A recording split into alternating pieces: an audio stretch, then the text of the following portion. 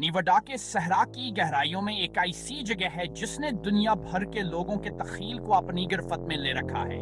ایک ایسی جگہ جہاں رازداری کا راج ہے۔ اس کا نام ہی ریڑھ کی ہڈی میں سنسناہٹ دوڑا دیتا ہے اور گرم بحثوں کو جنم دیتا ہے۔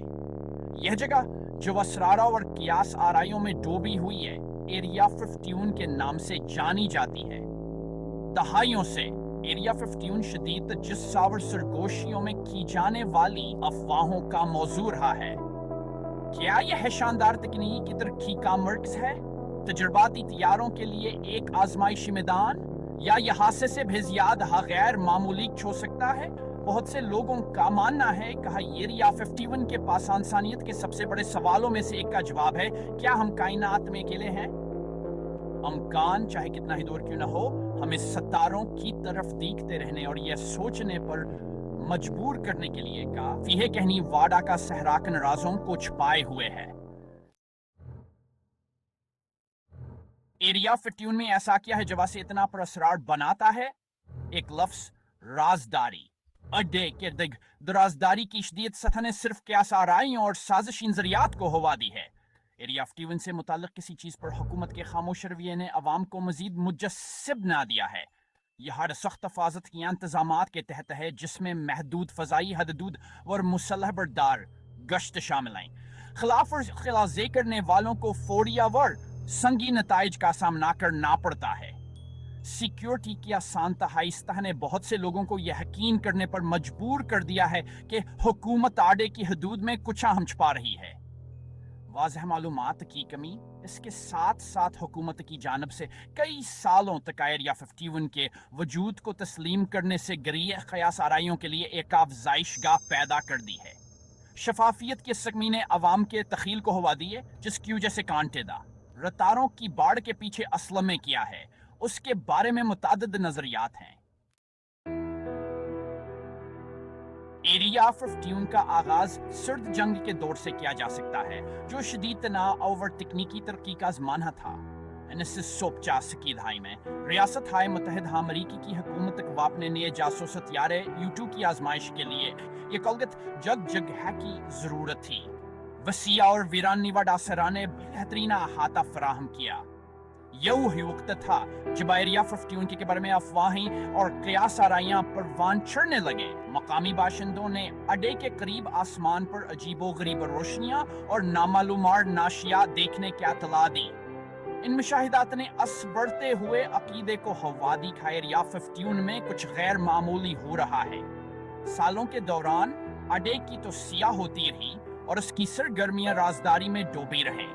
خیال کیا جاتا ہے کہ ایریا 51 نے خفیہ ٹیکنالوجی، جدید ہتھیاروں کے نظام اور دیگر خفیہ منصوبوں کو تیار کرنے اور جانچنے میں کردار ادا کیا، جبکہ ان سرگرمیوں میں سے کچھ کو وقت کے ساتھ ساتھ خفیہ حیثیت سے ہٹا دیا گیا ہے۔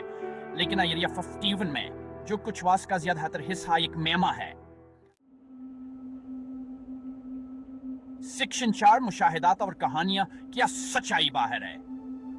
شاید ایریا 51 کا سب سے دلچسپ پہلو انہی شاہدین کے بیانات اور کہانیوں کی بڑی تعداد ہے۔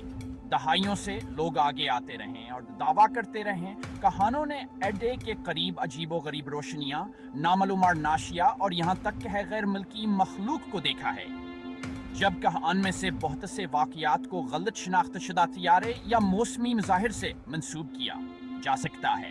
کچھ غیر واضح ہیں۔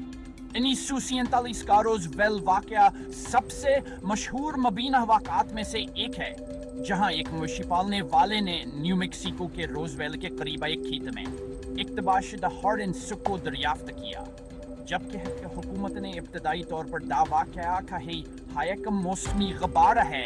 بہت سے لوگوں کا ماننا ہے کہ یہ گرائے گئے غیر ملکی خلائی جہاز کے لیے ایک پر دہپوشی تھی اور ملبے گتز یہ کے لیے ایریا 51 لے جایا گیا تھا۔ ایریا 51 داستان میں ایک اور معروف شخصیت بابلازار ہیں، ایک سابق سرکاری ماہر طبیعیات جن کا دعویٰ ہے کہ انہوں نے ایریا 51 کے قریب واقع ایسٹورڈ نامی ایک خفیہ سہولت میں کام کیا ہے۔ لازار کا دعویٰ ہے کہ انہوں نے غیر ملکی ٹیکنالوجی کی ریورس انجینئرنگ پر کام کیا ہے، اور یہاں تک کہ دعویٰ کرتا ہے کہ غیر ملکی مخلوق پر پوسٹ مارٹم ہوتے سیکشن 5 حکومت بولتی ہے سچائی احتیاط سے تیار کردہ کہانی. کئی سالوں تک ریاست ہائے متحدہ امریکہ کی حکومت نے ایریا 51 کے وجود سے انکار کیا. 2013 تک ایسا نہیں ہوا تھا کہ سی آئی اے نے باضابطہ طور پر اڑکے وجود کو تسلیم کیا. خفیہ دستاویزات جاری کی جن میں تجرباتی طیاروں کے لیے اس کے استعمال کی تصدیق کی گئی تھی. تاہم ایریا 51 کے بارے میں زیادہ عجیب و غریب دعووں پر حکومت کا سرکاری موقف تبدیل نہیں ہوا ہے. حکومت کا کہنا ہے کہ ایریا 51 میں غیر ملکی سرگرمیوں یا غیر ملکی ٹیکنالوجی کے ریورس انجینئرنگ کے دعووں کی حمایت کے لیے کوئی ثبوت نہیں ہے. وہاں مشاہدات اور کہانیوں کو غلط شناخت شدہ ہتھیاروں، موسمی مظاہر اور ضرورت سے زیادہ ہم تحرکت خیالات سے منسوب کرتے ہیں. تاہم بہتر سے لوگوں کے لیے حکومت کی وضاحتیں شبہ کو ختم کرنے کے لیے کافی نہ یہ ہیں. ناقدین کا کہنا ہے کہ ایریا 51 کے حوالے سے حکومت کے رازدار یا وہ غلط معلومات کی تاریخان کے سرکاری بیانات پر بھروسہ کر نامشکل بناتی ہے.